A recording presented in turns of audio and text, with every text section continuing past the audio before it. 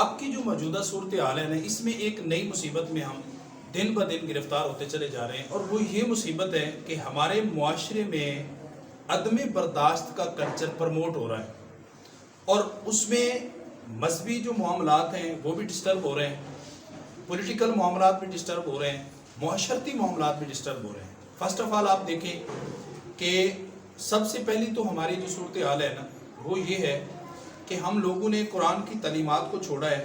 جب بھی ہم قرآن و حدیث کی تعلیمات کو چھوڑیں گے تو معاشرے میں خرابہ ہوگا، معاشرے میں امن جو ہے وہ خطرے میں پڑ جائے گا۔ اب جو موجودہ صورتحال ہے بالکل سیم یہی کنڈیشن ہے۔ جس معاشرے میں عدم برداشت، جس معاشرے میں صبر نہ ہو، تحمل نہ ہو، عدم برداشت اس حد تک بڑھ جائے کہ چھوٹی چھوٹی باتوں پہ جناب لڑائی شروع ہو جائے، تو وہ معاشرہ امن قائم نہیں رکھ سکتا، اس معاشرے میں امن قائم نہیں رہ سکتا۔ وہ معاشرہ قتل و غارت کی طرف جائے گا سر، وہ معاشرہ لڑائی کی طرف جائے گا، وہ اگر فیملی کے معاملات ہوں تو وہ طلاق کی نوعیت تک جائے گا، اگر آپس میں لڑائی جھگڑے اور فتنہ فساد کے معاملات ہیں تو وہ بات قتل و غارت تک جائے گی، اگر سیاسی معاملات ہیں تو وہ جتھوں کے ایک دوسرے کے جناب آپس میں لڑائی جھگڑے کے معاملات رونما ہوں گے ہمارے معاشرے میں۔ تو اس حوالے سے جو بیسک خرابیاں ہیں نا ان کی میں نشاندہی کرنا چاہتا ہوں۔ فرسٹ آف آل آپ دیکھیں کہ عدم برداشت کی پہلی وجہ جو ہمیں سمجھ آتی ہے اس دور میں وہ ہے جہالت۔ ایک آدمی ہے وہ ایک ٹاپک کے بارے میں جانتا ہی نہیں ہے، اس کو علم ہی نہیں ہے، لیکن اگر وہ چائے کے ڈھابے پہ بھی بیٹھا ہے نا، آپ اس کو چھیڑ لیں جناب، اس نے اگر آپ اس کو مذہب پہ چھیڑ لیں تو وہ بہترین شیخ الحدیث، بہترین مفتی، بہترین عالم بن کر آپ کی رہنمائی کرے گا۔ وہ کہے گا جی دیندار لوگوں کو تو پتہ ہی نہیں، اور یہ مسئلہ اس طرح ہے۔ جبکہ ہماری جو ماضی کی روایات ہے نا، سقراط جیسے بڑے شخص نے یہ کہا تھا کہ میں یہ جانتا ہوں کہ میں کچھ نہیں جانتا، لیکن ہمارے جو چائے کے ڈھابے پہ کنٹین کے دو آدمی بیٹھے ہیں جناب، وہ چائے پی رہے ہیں، ساتھ چائے کی چسکی لگ رہی ہے، اور ساتھ ہی جناب انٹرنیشنل پولیٹیکل سسٹم ڈسکس ہو رہا ہے، بڑے بڑے مسائل ڈسکس ہو رہے ہیں۔ تو وہ بیٹھنے والا شخص ڈاکٹر بھی ہے، وہ بیٹھنے والا شخص عالم بھی ہے، مفتی بھی ہے، شیخ الحدیث بھی ہے، اور بہترین وہ جناب سیاستدان بھی ہے۔ آپ سیاست پہ اس کو چھیڑ لیں، آپ سمجھیں گے کہ یار اس شخص نے نا پولیٹیکل سائنس میں پی ایچ ڈی کی ہوئی ہے، کہ اس سے بڑھ کر تو سیاست کسی کو آتی نہیں ہے۔ اور یہ ہمارے معاشرے کا بہت بڑا ناسور ہے جس سے ہمارا امن تباہ ہو رہا ہے، کہ جہالت، کہ ایک بندہ ایک چیز کا اہل نہیں ہے۔ اس میں آپ دیکھیں نا، مقدس چیز ہے مذہب۔ آپ کسی مسجد میں چلے جائیں، کسی ادارے میں چلے جائیں، مسجد محبت کا مرکز ہے، پیار کا مرکز ہے۔ لوگ بے سکونی کی وجہ سے مسجد میں سجدہ کرنے کے لیے آتے ہیں تاکہ سکون حاصل ہو، لیکن جب وہ لوگ مسجد میں آتے ہیں تو آپ لوگ دیکھیں کہ مساجد میں ہمارے لڑائی کا سسٹم جاری ہے، اور ادھر جناب آپس میں ایک دوسرے کے لوگ فرقہ واریت کی وجہ سے قریب نہیں ہوتے، ایک صف میں کھڑے ہوتے ہیں، ساتھ ساتھ کھڑے ہوتے ہیں، لیکن دلوں کے فاصلے ہزاروں میلوں کے ہوتے ہیں۔ اس کی ریزن کیا ہے کہ ہم لوگ فرقہ واریت کی اس حد تک نوعیت تک چلے گئے کہ ہم لوگ دوسرے بندے کو برداشت ہی نہیں کر سکتے، ہم اپنی سوچ دوسرے کے اوپر مسلط کرنا چاہتے ہیں، اور اس عذاب نے، اس مصیبت نے ہماری مساجد میں بھی امن کو تباہ کر دی۔ اس کے بعد آپ جناب اگر سیاسی اکھاڑے میں چلے جائیں، سیاسی میدان میں آپ دیکھیں، ہمارے معاشرے میں یہ مصیبت ہے کہ ایک سیاستدان جو ہے، اگر کوئی شخص اس کو اچھا سمجھتا ہے تو دوسرے سیاستدان کی ساری اس کو برائیاں ہی نظر آئیں گی، جس کی وجہ سے گلی محلوں میں آپ کو سیاسی لڑائی نظر آئے گی، آپس میں بچے الجھتے نظر آئیں گے۔ اور اسی طرح جناب سماج میں آپ دیکھ لیں کہ عدم برداشت کا اتنا مسئلہ ہے کہ جناب ایک مسئلے کے بارے میں بندے کو علم ہی نہیں ہوتا، بالکل نیوٹرل اور جاہل آدمی، لیکن اس نے جناب کہنا ہے کہ فلاں نے یہ کر دیا، فلاں نے وہ کر دیا۔ معاشری لڑائی، معاشرتی لڑائی، سماجی فتنہ فساد، اور مذہبی فرقہ واریت، اور سیاسی افراتفری، ان سب جتنی بھی خرابی ہیں نا، ان کی ذمہ داری صرف اور صرف ایک ہی چیز پر آتی ہے، اور وہ ہے عدم برداشت۔ اور عدم برداشت کی پہلی ریزن جو ہے وہ ہے جہالت، کہ ایک چیز کے بارے میں مجھے علم نہیں ہے لیکن میں اس پہ ڈسکس کرنا جناب اپنا حق سمجھتا ہوں۔ دوسری چیز جو ہمارے معاشرے کو عدم برداشت کی طرف لے کر جا رہی ہے، اور عدم برداشت کا کلچر دن بہ دن پروموٹ ہو رہا ہے، وہ دوسری چیز یہ ہے، ہم نے پڑھا تو ہے لیکن سیکھا نہیں ہے۔ ہمارے معاشرے میں ہار ماننے کا تصور ہی نہیں ہے۔ آپ دیکھیں ہم بڑے لیول پہ کیا بات کریں، ملکی لیول پہ، کنٹری لیول پہ، انٹرنیشنل لیول پہ ہم کیا بات کریں، ہمارے تو چکوک کی سطح پہ ہمارے ادھر ایریے میں اگر دو بچے دو ٹیمیں ہیں جناب کرکٹ کے میدان میں اتری ہیں، ایک جناب کرکٹ کے میدان میں ٹیم ہار جاتی ہے، دوسری کے ساتھ اس نے لڑنا ضرور ہے. اس کی ریزن کہ ہم نے ہار ماننا سیکھا ہی نہیں ہے. حضرت علی رضی اللہ تعالیٰ عنہ کا فرمان ہے کہ عرفت ربی نقصت العزائم، میں نے اپنے رب کو ارادوں کے ٹوٹ جانے سے پہچانا. کہ جناب ایک کام آپ کرنا چاہتے ہیں، کوئی ضروری نہیں ہے کہ اس میں آپ کو کامیابی ملے. یہ ایک بنیادی سی چیز ہے، فطرتی عمل ہے کہ دو ٹیمیں آپس میں اتری ہیں میدان میں، ایک نے ہارنا ہی ہارنا ہے یار. دو کینڈیڈیٹ آپس میں اترے ہیں جناب میدان میں پولیٹیکل سسٹم میں، اور انہوں نے جناب الیکشن میں حصہ لیا ہے، تو ایک نے ہارنا ہی ہارنا ہے. یہ ایک نظام ہے دنیا کا. اور ہماری پاکستان میں آپ لوگ دیکھیں کہ اتنی بڑی مصیبت ہے.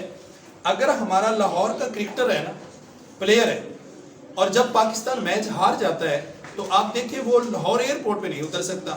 وہ کہاں اترے گا؟ یا ملتان میں اترے گا یا کراچی میں اترے گا، لوگوں کی مزاحمت سے بچنے کے لیے.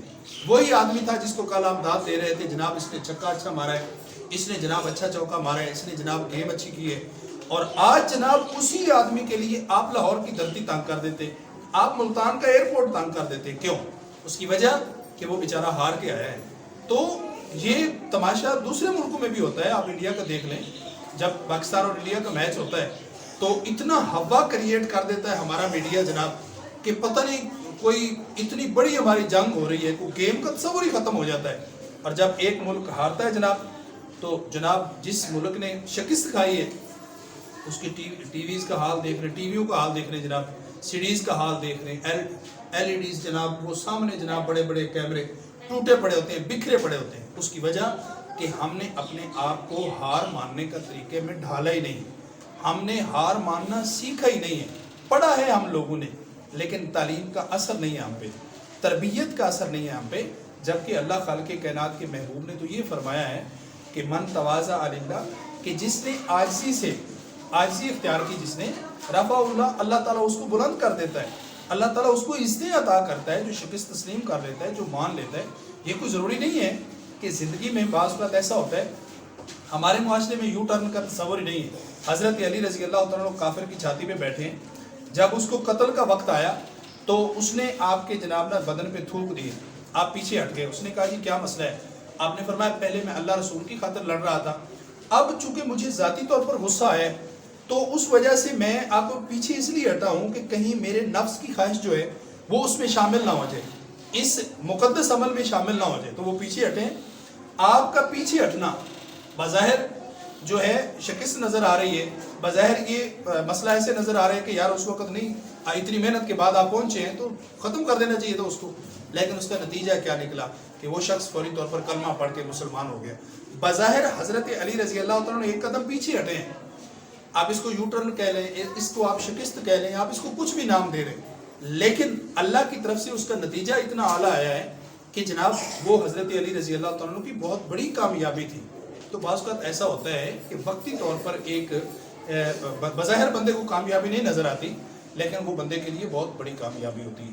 اور تیسری چیز اس حوالے سے میں عرض کرنا چاہتا ہوں کہ جناب تیسری ہماری خرابی یہ ہے معاشرے کی کہ آپ لوگ سوشل میڈیا کا استعمال دیکھیں. سوشل میڈیا کا غلط استعمال اس چیز کی بہت بڑی وجہ ہے. اب پاکستان میں آپ دیکھ لیں کہ کتنے کتنے تماشے ہم نے دیکھے ہیں. پچھلے دنوں ایک کیس آیا تھا، ابھی اس کا کل پرسوں فیصلہ بھی ہو گیا، ہماری جوڈیشری نے فیصلہ بھی کر دیا ہے کہ سیالکوٹ میں ایک وہ سری لنکن آدمی کو قتل کر دیا تھا ایک ہجوم نے، مذہبی نفرت کی بیس پہ اس کو مستقل قصور انہوں نے ڈکلیئر کر دیا تھا کچھ مذہبی ٹھیکیداروں نے. لیکن یہ تو اب اس کے بدلے میں ہماری جوڈیشری نے جب انکوائری کی ہے تو 6 بندوں کو سزائے موت دی ہے، 72 آدمیوں کو انہوں نے جناب باقاعدہ طور پہ 2 سال کی قید سنائی ہے، اور باقی بھی کافی ساری سزائیں دی ہیں.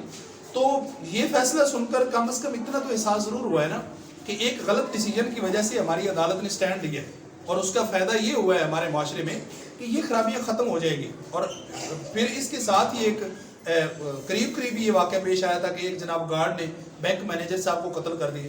جب تحقیق کی گئی، ہماری پولیس نے انویسٹیگیشن کی تو اس نے کہا جی یہ کہتا تھا جب فرض نماز پڑھ لی جائے تو نماز ہو جاتی ہے، سنت نفل پڑھنے کی ضرورت نہیں، سنن نوافل کی ضرورت نہیں. جب اس طرف کی بات کی جناب اس نے، تو اس نے بندے کو ہی قتل کر دیا، اللہ کے بندے نے. اور یہ کل پرسوں کا واقعہ ہے. ہری پور کے میں مل کے سامنے دو بندے پولیٹیکل ڈسکس کر رہے ہیں، سیاست پہ بحث ہو رہی ہے جناب، تو ایک آدمی ہیپر ہوا ہے، اس نے راڑ مارا ہے، دوسرے کو قتل کر دی ہے۔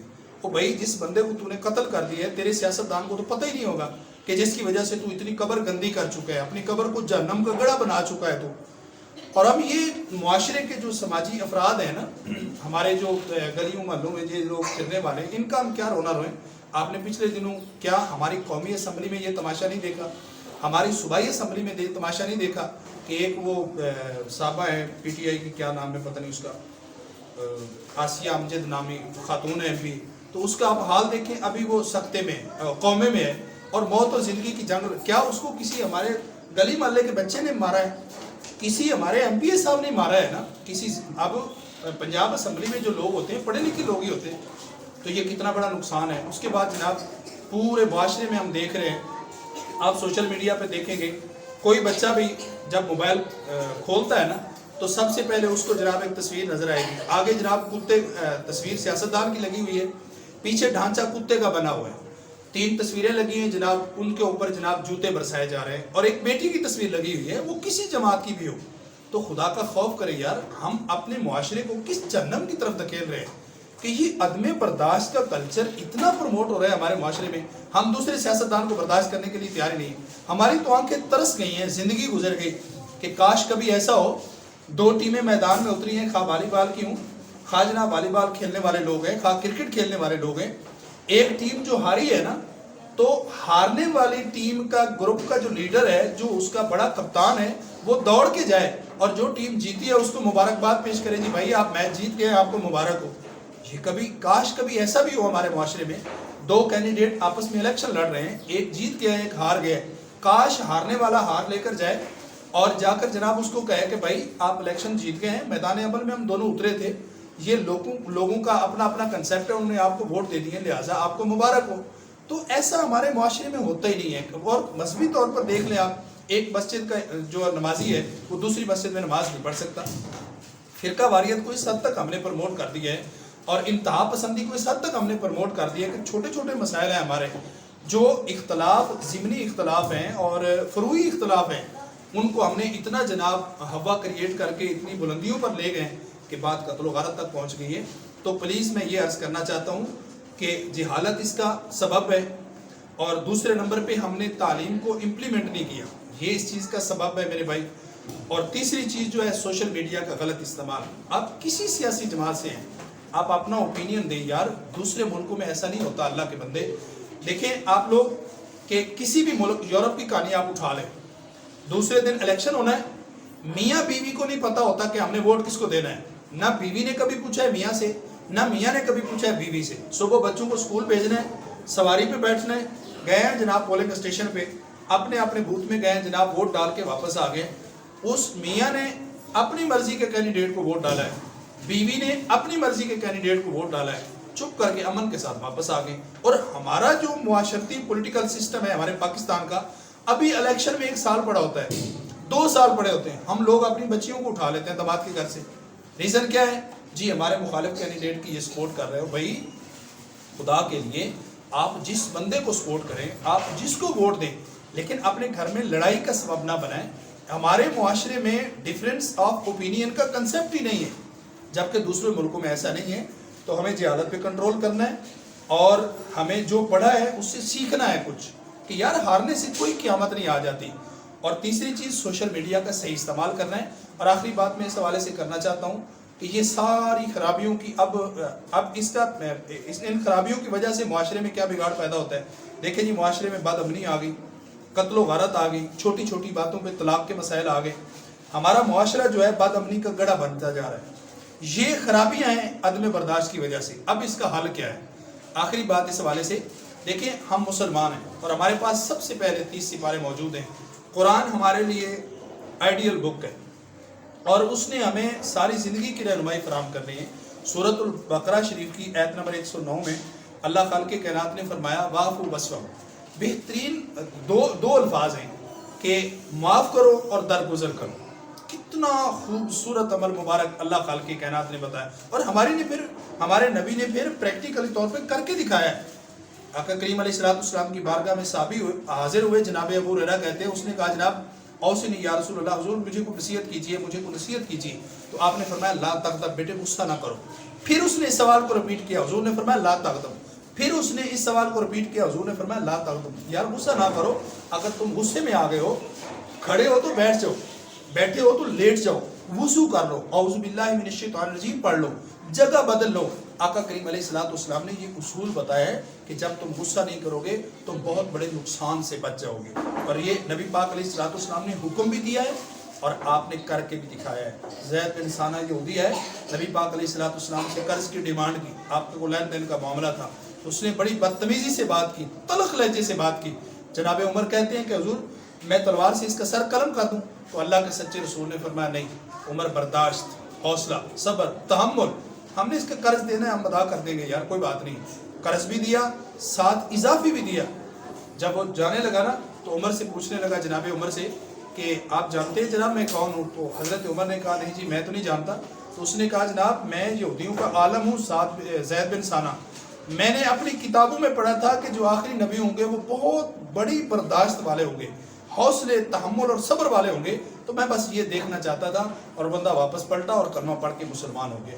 تو دوستو ہمیں گیم لیول پہ، سیاسی لیول پہ، مذہبی لیول پہ عدم برداشت کے کلچر جو ہے نا اس کو پرموٹ ہونے سے بچانا ہے، اس چیز کو کنڈیم کرنا ہے. جہاں بھی اس طرح کی صورتحال ہو فوری طور پر آپ سٹینڈ لیں اس بات پہ اور ان سے کہیں یار آپ مسلمان ہیں، آپ انسان ہیں، آپ نے ایک معاشرے میں رہنا ہے.